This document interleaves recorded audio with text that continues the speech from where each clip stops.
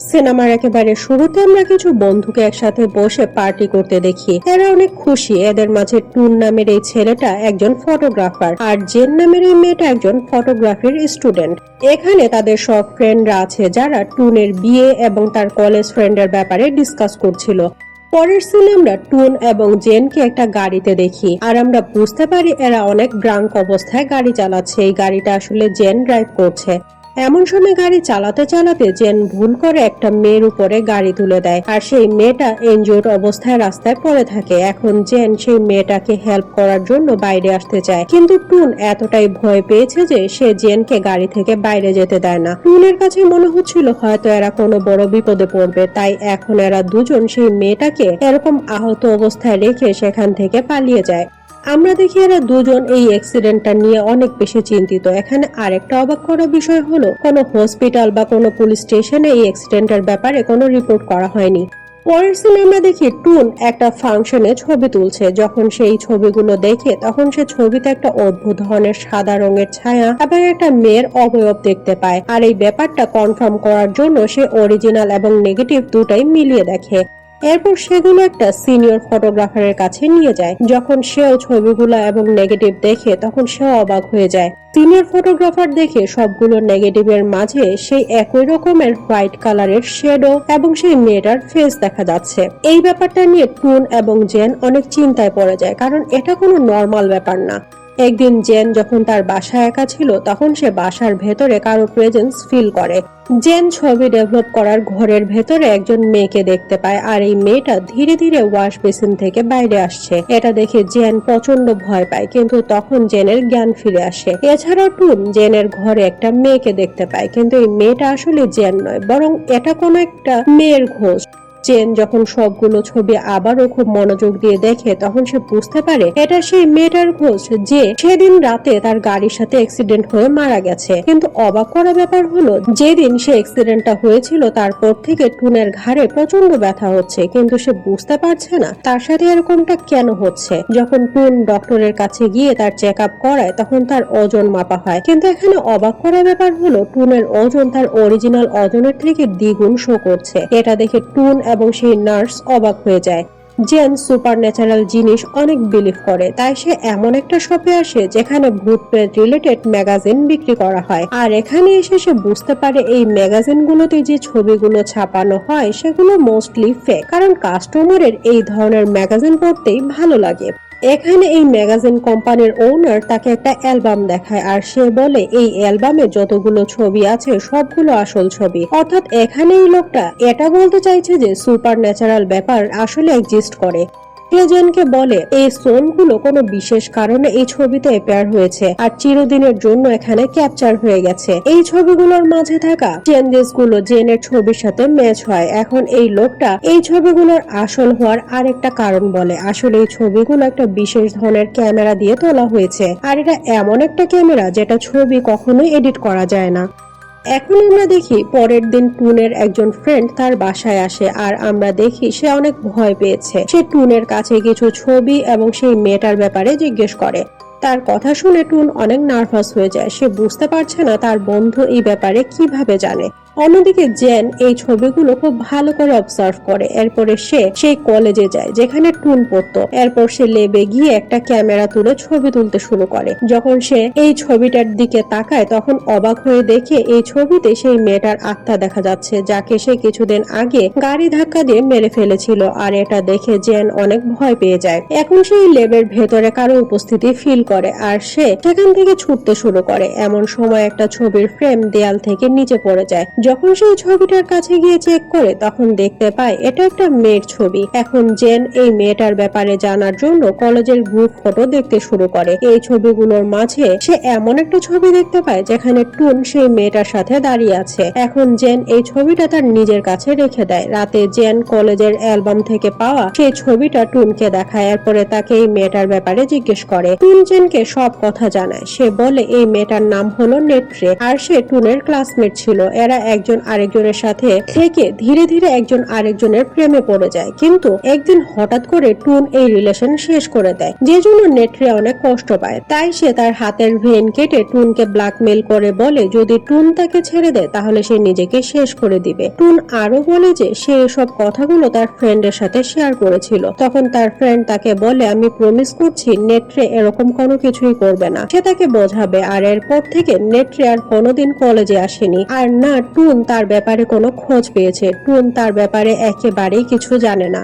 এখন জেন টুনকে জিজ্ঞেস করে আসলে তোমাদের মাঝে এমন কি হয়েছিল যে নেট্রের ঘোস্ট আমাদের হোল্ড করছে, সে কেন আমাদের পিছু ছাড়ছে না। এখন আমরা দেখি টুন তার এক বন্ধুর বাসায় আসে, কিন্তু এই বাসাটার অবস্থা দেখে টুন অনেক অবাক হয়ে যায়। সম্পূর্ণ বাসা এলোমেলো হয়ে আছে। এখন টুন হঠাৎ করে লক্ষ্য করে তার সেই বন্ধু বারান্দা থেকে লাফিয়ে নিজেকে শেষ করে দেওয়ার চেষ্টা করছে, আর দেখতে দেখতে সে বারান্দা থেকে লাফ দিয়ে দেয়।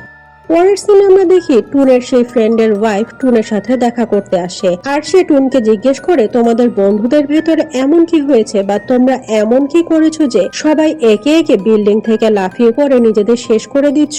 এখন টুন রিয়েলাইজ করে তার সব বন্ধুরা একে একে বিল্ডিং থেকে লাফিয়ে নিজেদের শেষ করে দিয়েছে, আর এটা শুনে টুন অনেক ভয় পেয়ে যায়। এখন টুন বুঝতে পারে এরপরে তাকেও তার বন্ধুদের মতো শেষ হয়ে যেতে হবে। আমরা দেখি টুন এবং জেন নেট্রের বাসায় আসে আর তার মায়ের সাথে দেখা করে। এখানে তারা দুজন নেট্রের ঘরের ভেতরে আসে আর তার বিছানায় নেট্রের স্কেলিটন দেখতে পায়, অর্থাৎ নেট্রের মা এখনো তার ফিউনারেল করেনি। তার মা এরকমটা কেন করেছে সেটা যখন এরা জিজ্ঞেস করে তখন নেট্রের মা বলে আমার এখন এমন মনে হয় যেন আমার মেয়ে নেট্রে এখনো বাসার ভেতরেই আমার আশেপাশে আছে। নেট্রের মা এদের জানায় আসলে নেট্রে বিল্ডিং থেকে লাফিয়ে তার নিজের জীবন শেষ করে দিয়েছে। এখানে টুনের বন্ধুদের নিজেদের শেষ করার ধরন এবং নেট্রের নিজেকে শেষ করার ধরন একেবারে সিমিলার। এদের মাঝে কোনো না কোনো একটা কানেকশন আছে। নেট্রের মা এদের জানায় আমি এখনো আমার মেয়ের ফিউনারেল এ কারণে করিনি কারণ আমি চাইনি আমার মেয়ে আমার কাছ থেকে দূরে যাক। সে অকালেই আমার কাছ থেকে দূরে চলে গেছে, যেটা আমি মেনে নিতে পারছি না।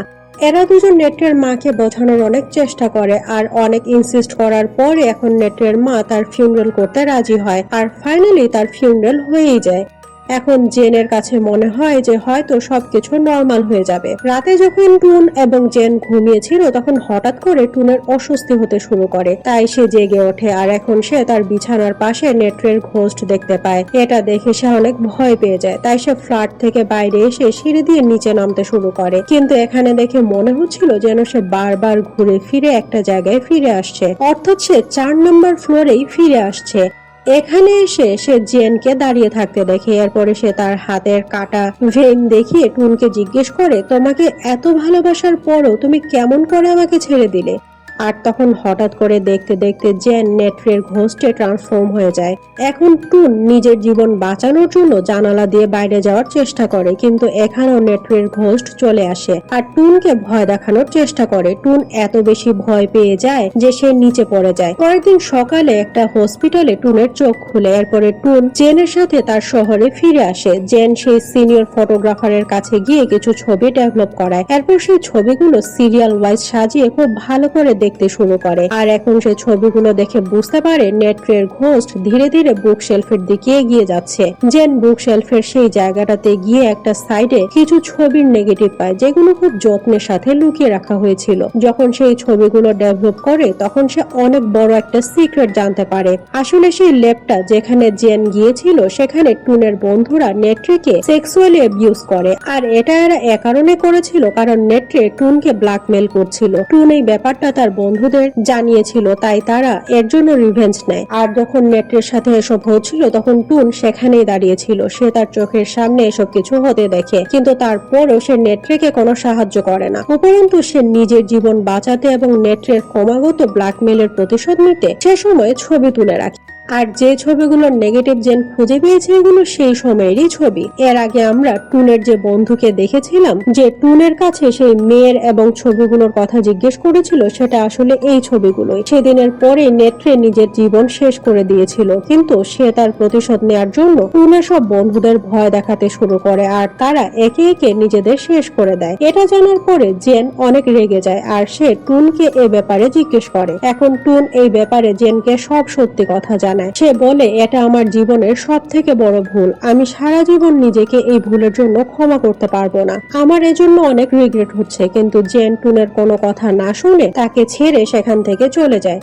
পরের সিনে আমরা দেখি টুন এখনো নেট্রের ঘোস্টকে অনেক ভয় পাচ্ছে, আর তার কাছে বারবার মনে হচ্ছিল যে নেট্রে তার আশেপাশে এখনো আছে। আর এটা ভাবতে ভাবতে সে তার সম্পূর্ণ বাসার ছবি তুলতে শুরু করে। আসলে সে এটা চেক করতে চাইছিল নেট্রে এখন কোথায় আছে, কিন্তু তার ক্যাপচার করা কোনো ছবিতে সে নেট্রেকে দেখতে পায় না। তাই সে রেগে গিয়ে তার ক্যামেরা ছুড়ে দেয়, আর তখন হঠাৎ করে একটা ছবি ক্যাপচার হয়ে যায়। যখন সেই ছবিটা দেখে তখন সে অনেক ভয় পেয়ে যায়। আসলে নেট্রে তার ঘাড়ের উপরে বসে আছে, আর এখন রেগে গিয়ে নেট্রে টুনের চোখে হাত রেখে চোখ বন্ধ করে দেয়। তাই টুন কোনো কিছুই দেখতে পাচ্ছে না। এখন সে এদিক সেদিক হাঁটতে হাঁটতে সে বিল্ডিং থেকে নিচে পড়ে যায়। পরের সিনে আমরা টুনকে একটা হসপিটালে দেখি। সে অনেক এনজিও, তার সারা শরীরে ব্যান্ডেজ পেঁচানো রয়েছে। তাকে দেখে মনে হচ্ছে যেন সে নিজের উপরে সব আশা হারিয়ে ফেলেছে। এমন সময় জেন তার সাথে দেখা করতে আসে, আর তার এরকম অবস্থা দেখে সে কান্না করতে শুরু করে। এরপরে তার সাথে দেখা করার জন্য ভেতরে আসে, আর গ্লাস ডোরের রিফ্লেকশনে আমরা আবারও নেট্রের ঘোস্টকে দেখতে পাই। সে এখনো টুনের ঘাড়ের উপরেই বসে আছে। আর এটা দেখিয়েই এই সিনেমাটা এখানেই শেষ হয়ে যায়।